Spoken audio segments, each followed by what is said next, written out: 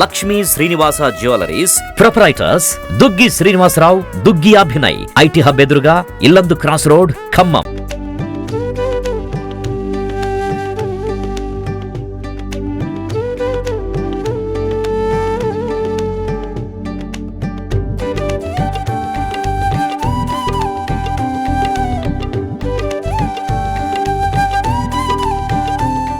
స్వామి దేవస్థానం సన్నిధిలో స్వామి స్వయం వ్యక్తంగా ఉన్నటువంటి ఖమ్మం పట్టణంలో ఈ ధనుర్మాస ఉత్సవాల్లో భాగంగా ఈ నెల రోజులు కూడా డిసెంబర్ 16 నుంచి జనవరి 15వ తారీఖు వరకు కూడా స్వామి వారికి విశేషంగా పూజా కార్యక్రమాలు తెల్లవారుజాము నిర్వహించడం జరుగుతుంది.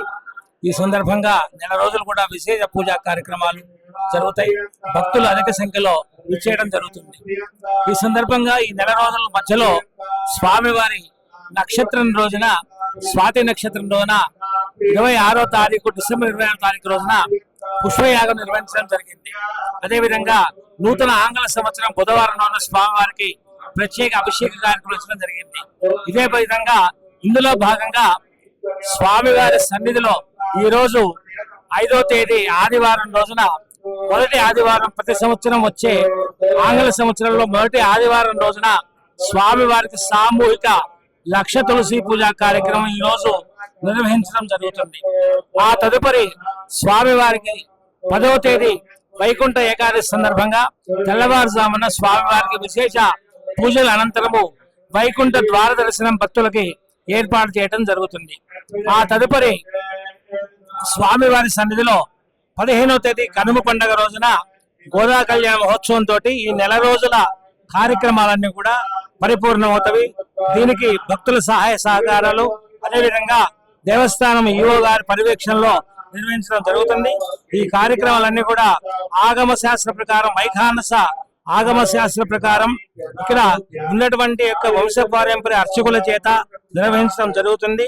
ఈ సందర్భంగా దేవాలయానికి విచ్చేసే భక్తులందరికీ కూడా భక్త బృందం ఆధ్వర్యంలో అన్నదాన కార్యక్రమం వితరణ చేయడం జరుగుతుంది. ఈ కార్యక్రమంలో పాల్గొన్న భక్తులందరికీ కూడా సంవత్సరం పాటు వచ్చే ఫలాన్ని ఈ నెల రోజులు విష్ణు మాసంగా పేర్కొనే నెల రోజుల్లో పాల్గొనడం వలన అందరికీ కూడా ఆ విష్ణు సేవా ఫలం దక్కుతుందని చెప్పేసి పెద్దలు చెప్పిన మాట. కావున ఈ రోజు ఈ యొక్క కార్యక్రమాల్లో మనందరికీ కూడా ఆ స్వామి వారి అనుగ్రహం ఉండాలని కోరుకుంటూ ఉన్నాం. జై శ్రీమన్నారాయణ. సంపాతి లక్ష్మీ దేవస్థానం పుట్ట, నేను దేవస్థానం కార్యనగరి కొత్తూరు జగన్మోహన్. ఈ స్వామివారి సన్నిధిలో డిసెంబర్ 16 నుంచి జనవరి 16 వరకు ధనుర్మాస ఉత్సవాలు అత్యంత వైభవంగా నిర్వహించబడుతుంది. భక్తులకి నూతన సంవత్సరం సంక్రాంతి, ముక్కోటి ఏకాదశి శుభాకాంక్షలుగా తెలియజేస్తున్నాం. ఈ రోజు లక్ష తులసి పూజ కార్యక్రమం జరుగుతుంది. ఈ కార్యక్రమం వచ్చిన భక్తులకి ఎటువంటి ఇబ్బంది లేకుండా చేసి తనలో అన్నప్రసాదం జరిగింది. అట్లాగే రేపు ముక్కోటి ఏకాదశి జనవరి 10వ తారీఖు జరిగిన కార్యక్రమానికి భక్తులకు ఎటువంటి ఇబ్బంది లేకుండా అన్ని ఏర్పాటు జరిగింది. తదుపరి సంక్రాంతి మన 16వ తారీఖు కనుమ రోజున శ్రీ గోదాదేవి కళ్యాణం జరిగింది. స్వామివారి సన్నిధిలో అత్యంత వైభవంగా కార్యక్రమం జరిగింది. అంటే ఈ స్వామివారి పురాతన చరిత్ర స్థలం 400 సంవత్సరాల క్రితం నిర్మించిన చరిత్ర స్వయంభూ టెంపుల్ అండి. విశేషంగా ప్రతి ఆదివారం పానకాభిషేకం, రుద్రశ్రమము, స్వామివారి కళ్యాణం అత్యంత జరగబెట్టడం, దేవస్థానానికి ఏదైనా అభివృద్ధి వచ్చిన భక్తులకి వివాహం కాని వాళ్ళకి కానీ సంతానం కానీ ముడుపులు కట్టడం విశేషం అండి. స్వామివారి కార్యక్రమం వచ్చి స్వామివారి ఆశీర్వాదం తీసుకొని తీర్థప్రసాదం తీసుకొని కూర్చున్నాం. అసలుకి ఏకాదశిని గురించి చెప్పాలంటే ప్రతి నెల 2 సార్లు ఏకాదశి వస్తుంది. ఆ 2 సార్లు ఏకాదశిలో కూడా నేను ఉపవాసం ఉంటాను ఖచ్చితంగా. ఏకాదశి వల్ల చాలా ఉపయోగాలు ఉన్నాయి. ఒకటి, ఫస్ట్ ఏకాదశి మనం ఈ పర్సనల్ గా చూసుకున్నట్టయితే ఆరోగ్యం బాగా ఉంటుంది. ఒక బండి పొద్దస్తమానం తిప్పినట్టయితే తొందరగా పాడవుతుంది. అప్పుడప్పుడు నెలకు 2 సార్లు అయినా సరే ఉపవాసం ఉండగలిగితే ఆరోగ్యం బాగా ఉంటుంది. తర్వాత రెండవ ఉపయోగం, పేదవాడి యొక్క ఆకలి తెలుస్తుంది. ఎవడైనా ఆకలితో ఉంటే మనం ఏకాదశి రోజున ఎంత ఆకలితో ఉంటామో మనకు తెలుస్తుంది. తర్వాత మూడవది, భగవత్ తత్వానికి దగ్గరగా ఉంటాము. తర్వాత 4వది, భగవంతు శక్తిని మనం పొందుతాం. భగవంతుడికి దగ్గరగా అంటే భగవంతుడికి మనకు పెద్ద దూరం ఉండేటువంటిది ఉంటుంది. వైకుంఠ ఏకాదశి రోజున ఇప్పుడు ఈ మనం చేసేటువంటి ఈ పూజలన్నీ కూడా శ్రీమన్నారాయణుడికి చెందుతాయి అని చెప్పి వైకుంఠ ఏకాదశి రోజున ముఖ్యంగా ఆ రోజున చాలా ప్రాధాన్యత ఇస్తూ ఉంటారు. నా పేరు నాగులపాటి ఉమాకర్ రావు అండి. నేను సివిల్ సప్లైస్లో గవర్నమెంట్ జాబ్ చేసి రిటైర్ అయ్యాను. ప్రస్తుతం ఉద్యోగంలో ఉన్నప్పుడు నాకు ఎటువంటి ఆధ్యాత్మిక కార్యక్రమంలో పాల్గొనడానికి టైం ఉండేది కాదు. ఇక తర్వాత భగవంతుడు నాకు ఇచ్చే ఒక అవకాశంగా తీసుకొని మా కేసీ దాస్ ట్రస్ట్ దాంట్లో మెంబర్ చేరాను. ఆ చేరిన తర్వాత మేము ఇక మొత్తం నా జీవిత చక్రమే మారిపోయింది. మొత్తం ఇక ఏ దాని మీద ఎక్కువ ఏ విషయం మీద కూడా ఏమనిపించదు. ఆ రకంగా జీవితం చాలా బాగా జరుగుతుందండి. ఇంకా ముఖ్యంగా మీరు చెప్పమని మీరు అడిగింది ఉత్తర ద్వారదర్శనం. ప్రతి సంవత్సరం ఈ మాఘం పుష్యమాసంలో వచ్చే ఈ వైకుంఠ ఏకాదశి అంటారు. దీన్ని మన భద్రాచలంలో మన దగ్గర మన ఖమ్మం జిల్లా ఉన్న భద్రాచలంలో శ్రీరామచంద్రమూర్తికి చాలా చాలా ఘనంగా చేస్తారండి. ఓ సంవత్సరం నేను కూడా వెళ్ళాను. చాలా స్వామిని బయటికి ఉత్తర ద్వార దర్శనాన్ని తీసుకొచ్చేసి కరెక్ట్ రాత్రి తెల్లారుజామున 5 గంటలకు తలుపులు తీసి మొత్తం ధూపదీపాలతోటి ఒకేసారి అత్యద్భుతంగా స్వామి కనిపిస్తాడు మనకు.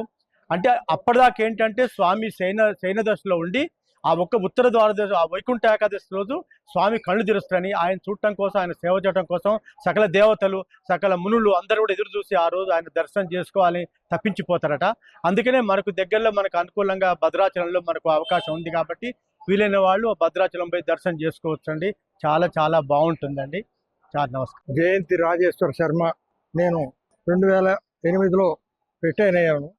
తర్వాత 2014లో శ్రీ విజ్ఞానంద భారతీ స్వామి వారు అనేటువంటి ఆయన మన ఖమ్మం జిల్లాకి చెందిన కారేపల్లి వారు పూర్వాశ్రమంలో రాజేశ్వరరావు గారు అని ఉండేవారు. వారు ఆ సన్యాసాశ్రమం తీసుకొని ఖమ్మంలో 2014 నుంచి మంచి ఆధ్యాత్మిక కార్యక్రమాలు మామిడిగూడలో ఉండేటువంటి గాయత్రి భవనంలో జరిపేవారు. వారు అట్లా జరుపుతూ ఉండగా ఈ కలువకొల చిత్రానంద దాస్ అనే ఆయన వారి యొక్క కుమారుడు కలువకొల శ్రీరామచంద్రమూర్తి గారు లోక కళ్యాణార్థం గాయత్రి వ్యవహారంలో ప్రవేశించి వారు బ్రాహ్మణులందరి చేత ఈ సామూహిక గాయత్రి జపాన్ని చేయించే కార్యక్రమాలను నిర్వహించారు. దీని ద్వారా అందరిలో ఉండేటువంటి చైతన్య శక్తి ఎక్కువ విజృంభించి వారికి శారీరకంగా మానసికంగా ఆరోగ్యం కలిగేటువంటి విధంలోనూ, తర్వాత వైదిక వృత్తి నేర్చుకునే వాళ్ళలో ప్రతి బ్రాహ్మణుడు కూడా తన ధర్మాన్ని నిలబెట్టుకోవడానికి కావాల్సినటువంటి పద్ధతిలో జీవన విధానాన్ని మార్చుకునే పద్ధతిలోనూ నడుచుకోవాల్సిన విధానాన్ని కూడా దాని ప్రయోజనం ఉంటుంది. ఈ రెండు ముఖ్యంగా పెట్టుకుంటే లోక కళ్యాణంలో కూడా ఈ గాయత్రి మంత్రం జపం చేయడం ద్వారా దాని యొక్క వైబ్రేషన్స్ వల్ల సంఘానికి కూడా ఉపయోగపడతాయి కాబట్టి మన చుట్టూ ఉండేటువంటి వాతావరణం కూడా బాగుంటుంది. కాబట్టి ఈ సదుద్దేశంతో బ్రాహ్మడైన ప్రతివాడు కూడా ప్రాతకాలంలో, మధ్యాహ్న కాలంలో, సాయంకాలంలో 3 పూట్ల గాయత్రి సంధ్యావందనం చేసుకుంటూ జపం అనేది లోక కళ్యాణార్థం దానికి శక్తిని వినియోగించి ఎంత తోస్తే అంత శక్తి ఉన్నత చేయమని వారు ప్రతిపాదించారు. ఆ ప్రతిపాదనకు అనుకూలంగా ప్రతి సంవత్సరం ఒక ఆధ్యాత్మిక పుణ్యక్షేత్రంలో సామూహికంగా అంటే 200-300 మందిని మొత్తం తెలంగాణ, ఆంధ్ర రాష్ట్రాలని సమాయత్తపరిచి అక్కడ పెద్ద ఎత్తున ఈ గాయత్రి జపతులందరినీ సమావేశపరిచి వారి ద్వారా గాయత్రి జపం చేయించి తద్దశాంశ క్షీరతర్పణం తద్దశాంశ క్షీరతర్పణానికి 10వ వంతు మళ్ళీ హోమాలు కూడా చేయించి వారికి అందరికీ ప్రతి చోట అన్న వితరణ చేసి ఈ విధంగా ఆధ్యాత్మిక రంగంలో గాయత్రీదేవి యొక్క ప్రాశస్త్యతని ఎక్కువ ప్రచారం చేస్తున్నారు. వారి వల్ల ఇప్పటివరకు చాలా మంది లబ్ధి పొందారు. మిగిలిన వాళ్ళు కూడా ఇప్పటి వరకు మోహంలో ఉండేటువంటి బ్రాహ్మణులు కూడా ఉత్తేజపరుస్తూ వారు కూడా ఈ గాయత్రి జపం చేసుకుంటూ బ్రాహ్మణ వృత్తిని, బ్రాహ్మణ సంప్రదాయాన్ని వారు వృద్ధిలోకి తీసుకొని వచ్చే ప్రయత్నంలో వారు అధికంగా ఎక్కువ ఉద్యుక్తులయ్యారు. దాంతో విజయం సాధిస్తున్నారు. అందుకని ఆ విషయంలోనే ఇప్పుడు కూడా గాయత్రి జపం జరుగుతూ ఈ వారం ధనుర్మాసంలో ఈ నరసింహస్వామి దేవాలయంలో కొంతమంది జపతులు చేసి గాయత్రి జపతులు ఆ కేసీ దాస్ ట్రస్ట్ తరఫు నుంచి ఇక్కడ సామూహికంగా జపం చేసాం. ఇవాళ దాదాపుగా ఒక 10,000 దాకా మేము అందరం జపం చేసాం. దీని వారికి కలవకల చిత్రానంద సంస్థకి రిపోర్ట్ చేస్తే వీళ్ళందరికీ ఏమేం చేయాలి అనేది తర్వాత సూచనలు ఇస్తారు. ఆ వారి సూచనలు అనుసరించి మేము మా ప్రతిపాదనలు పాటిస్తూ ముందుకు జరుగుతూ ఉంటాం. తుములూరి లక్ష్మీనరసింహరావు, ఎక్స్ చైర్మన్, భక్త బృందం అధ్యక్షులు, సంబాది లక్ష్మీనరసింహ దేవస్థానం గుట్ట భక్త బృందం. స్వామివారి సన్నిధిలో ఆదిదేవుడుగా ఏర్పడ్డ శ్రీ స్వామివారి సన్నిధిలో గత 23 సంవత్సరాలుగా ఈ దేవస్థానంలో అన్న సంకల్పం చేయాలనే సదుద్దేశంతో స్వామివారి యొక్క ఆశీస్సులతో ఇక్కడ భక్త బృందం వారి ద్వారాగా మేము ఇక్కడ అన్నప్రసాద వితరణ కార్యక్రమాన్ని ప్రతి ఆదివారం దేవస్థానంలో నిర్వహించడం జరుగుతుంది. స్వామివారికి విశేషంగా ఆదిదేవుడు ఆదివారం నాడు ఇక్కడ ఉద్భవించింది కాబట్టి ఆదివారం నాడు ప్రత్యేకమైనటువంటి ఇక్కడ స్వామివారికి ప్రత్యేక పానకాభిషేకాలు, ఆ తర్వాత సుదర్శన హోమం, ఆ తదుపరి స్వామివారి శాంతి కళ్యాణం, ఆ తదుపరి దేవస్థానానికి ఇచ్చేసిన 50 మంది భక్తులకు ఇక్కడ ప్రతి ఆదివారం 300 మందిని మేము ఇక్కడ అన్నప్రసాద వితరణ కార్యక్రమాన్ని నిర్వహిస్తున్నాం. గత 23 సంవత్సరాలుగా ఈ స్వామివారి సన్నిధిలో ధనుర్మాసం విశేషమైనటువంటి కార్యక్రమం.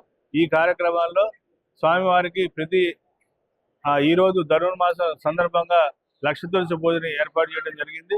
ఆ తదుపరి సంక్రాంతి తర్వాత కనుమ పర్వదినం నాడు స్వామివారికి శ్రీ గోదాదేవి కళ్యాణాన్ని కూడా భక్త బృందం వారి ద్వారా నిర్వహించడానికి సంకల్పం జరిగి ప్రతి సంవత్సరం కూడా ఈ కార్యక్రమం నిర్వహిస్తున్నాము. ఈ కార్యక్రమం దేవస్థానం శ్రీ ఈవో గారు, అదేవిధంగా అర్చక బృందం, మా భక్త బృందం సభ్యులందరూ కూడా సమిష్టిగా చేసే ఈ కార్యక్రమానికి ఖమ్మం నగరం నుండి అశేషమైన భక్తులందరూ కూడా ఇక్కడికి ఇచ్చేసి స్వామివారి అమ్మవారి యొక్క కృపా కటాక్షానికి పాత్రలు అవుతున్నారు.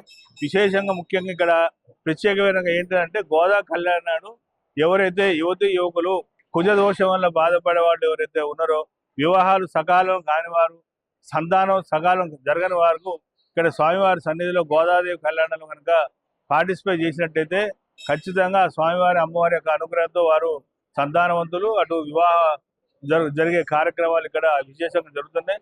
అదేవిధంగా స్వామివారికి వైశాఖ మాసంలో జరిగే బ్రహ్మోత్సవాలను భక్త బృందం గతంలో చాలా సంవత్సరాలు నిర్వహించింది. అదేవిధంగా ప్రతి సంవత్సరం కూడా ఆశ్వయుజ మాసంలో స్వామివారి పారువేట స్థలం జమ్మిబండలో శ్రీ దేవి నవరాత్రి ఉత్సవాన్ని భక్త బృందం వారు గత 21 సంవత్సరాలుగా అక్కడ నిర్వహించడం జరుగుతుంది. ఈ దేవస్థానంకి ఇచ్చేసిన స్వామివారికి భక్తులందరూ కూడా అతి సులభంగా స్వామివారి లొంగిపోయేటువంటి క్షేత్రం ఈ లక్ష్మీనరస్వామి క్షేత్రం సంబాద్రి గుట్ట. మరి లక్ష్మీనరస్వామిని ప్రసన్నం చేసుకోవాలంటే ఎన్నో రకమైన క్రతువులు, ఎన్నో రకాల యాగాలు, ఎంతో పరమ నిష్ఠతో చేయాల్సిన ఆయన దర్శనానికి ఇక్కడ భక్తులు కేవలం తలవంచి పెడితే దండం కలుగుతుంది మోక్షం అనేది ఇక్కడ నానుడిగా ఈ స్వామివారు నిర్ధారణ చేస్తున్నారు. అదేవిధంగా స్వామివారు దక్షిణముఖంగా వెలవడం వల్ల ఖమ్మం నగరాన్ని మొత్తం కూడా వారి పేరున ఇక్కడ ఏర్పాటు జరిగిన ఈ క్షేత్రానికి నగర ప్రజలందరూ కూడా వారు ప్రతి నిత్యం కూడా అనుగ్రహిస్తూనే ఉంటారు. దక్షిణముఖ నరసింహానికి ఉన్నటువంటి ప్రత్యేకమైన స్థానం ఈ సంబాద్రి గుట్టకి ఏర్పడడం అది భగవంతుడి అదృష్టం. భగవంతుడు మనందరికి ఇచ్చినటువంటి అదృష్టంగా మేమందరం కూడా భావిస్తున్నాము.